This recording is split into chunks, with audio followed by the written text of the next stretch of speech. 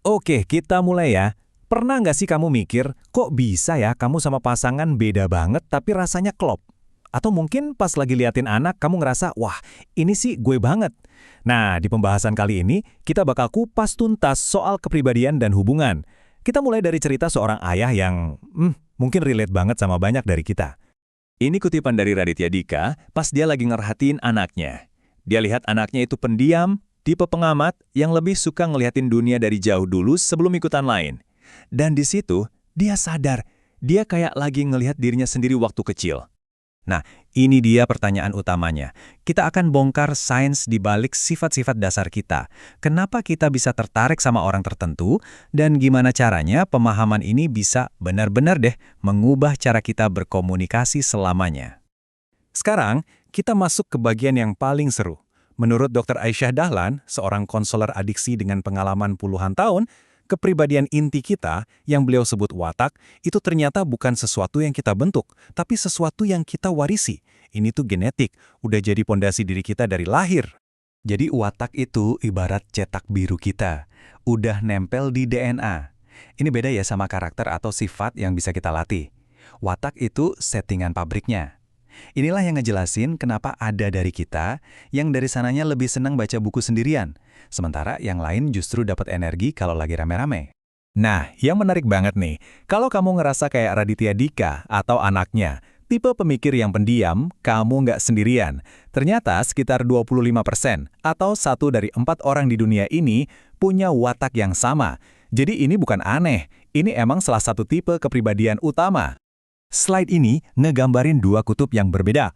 Di satu sisi, ada si pemikir atau pengamat. Tipe-tipe yang detail, suka merencanakan, maunya semua sempurna dan damai. Di sisi lain, ada si pengatur, si pemimpin alami yang lebih spontan dan suka ambil kendali. Coba deh, kamu yang mana? Atau jangan-jangan pasangan kamu yang mana nih? Oke, sekarang kita lanjut. Gimana caranya perbedaan genetik ini malah jadi kunci kita milih pasangan hidup? Ini bukan kebetulan loh, ini by design. Dr. Aisyah Dahlan punya istilah keren untuk ini, mitra yang terbalik. Secara alami, kita tuh tertarik sama watak yang berkebalikan sama kita. Jadi ketertarikan ini bukan bug atau kesalahan sistem, tapi justru sebuah fitur. Jadi poin utamanya di sini, perbedaan-perbedaan ini justru dirancang buat saling melengkapi. Si pemikir atau pengamat yang butuh ketenangan secara natural akan cocok sama si pengatur yang dominan. Mereka saling nutupin kekurangan dan nguatin kelebihan masing-masing. Hasilnya, kemitraan yang seimbang dan kuat. Nah, dinamika saling melengkapi ini jadi makin masuk akal kalau kita gali lebih dalam lagi sains di baliknya. Kita bakal lihat satu contoh paling jelas dari perbedaan biologis ini, yaitu sistem operasi rahasia di otak pria yang berpusat di satu bagian kecil tapi super kuat. Kenalan dulu nih, namanya hipotalamus. Sebenarnya, pria dan wanita sama-sama punya, tapi ukurannya di otak pria jauh lebih lebar, bisa sampai 2,5 kali lipat. Perbedaan biologis yang mendasar ini ternyata jadi kunci buat memahami banyak banget dinamika dalam hubungan. Coba kita bedah fungsinya. Hipotalamus itu pusat keamanan. Ini alasan kenapa pria punya dorongan alami buat melindungi. Dia juga pusat ego, makanya pria nggak suka ditegur di depan umum. Memahami fungsi ini tuh kayak kita dikasih buku manual buat memahami cara kerja otak pria. Sekarang kita bahas salah satu sumber frustrasi paling umum dalam hubungan. Dengan bekal pengetahuan soal hipotalamus tadi, kita sekarang bisa ngerti kenapa ini sering terjadi. Pasti pernah kan? Pertanyaan ini mungkin udah bikin bingung banyak pasangan. Tapi ternyata jawabannya nggak serumit yang kita bayangin. Ini bukan soal rahasia-rahasiaan, tapi soal cara otak memproses masalah. Begini cara kerjanya. Otak pria yang dikendalikan hipotalamus itu dirancang untuk menyelesaikan masalah, bukan cuma membicarakan masalah. Jadi pas ada problem, prosesnya itu terjadi di dalam kepalanya. Pertama, dia bakal meninjau situasinya sendirian. Terus, dia bakal menganalisis semua data di otaknya. Setelah itu, dia merencanakan beberapa solusi. Baru deh, kalau dia udah ngerasa punya rencana, dia bakal membagikannya. Semua ini terjadi sebelum dia ngomong sepatah kata pun. Nah, ini bedanya penting banget. Diamnya dia itu bukan penolakan, tapi konsentrasi. Dia bukannya lagi ngacuin kamu, dia justru lagi ngerjain masalah itu untukmu.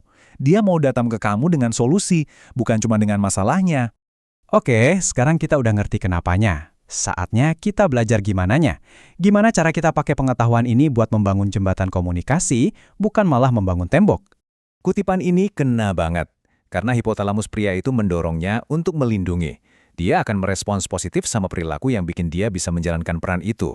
Sikap manja atau penuh kasih sayang itu justru mengaktifkan naluri pelindungnya. Dan ini bukan cuma opini ya, tapi didukung sama penelitian. Studi ini membuktikan kalau kebutuhan untuk melindungi itu adalah dorongan biologis yang kuat. Jadi, ketika seorang pasangan menunjukkan sisi rapuh atau kasih sayang, itu ngasih sinyal ke otaknya, aku dibutuhkan di sini, aku bisa melindungi. Oke, mari kita tarik benang merahnya. Memahami watak dan cara kerja otak itu bukan sekedar trik biar hubungan langgeng. Ini adalah fondasi untuk membangun keluarga yang benar-benar aman dan bahagia.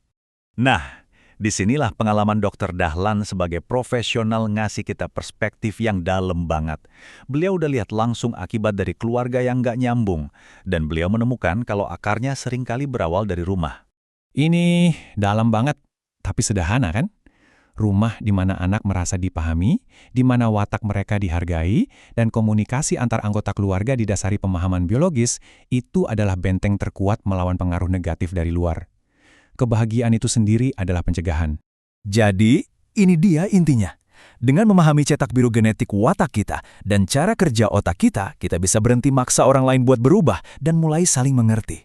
Kita bisa menciptakan rumah yang bukan cuma tempat tinggal, tapi tempat di mana semua orang merasa aman, didengar, dan benar-benar bahagia. Dan sebagai penutup, coba renungkan pertanyaan ini. Setelah tahu semua ini, apakah kamu siap untuk mulai menerjemahkan? Karena belajar bahasa mereka bisa mengubah segalanya.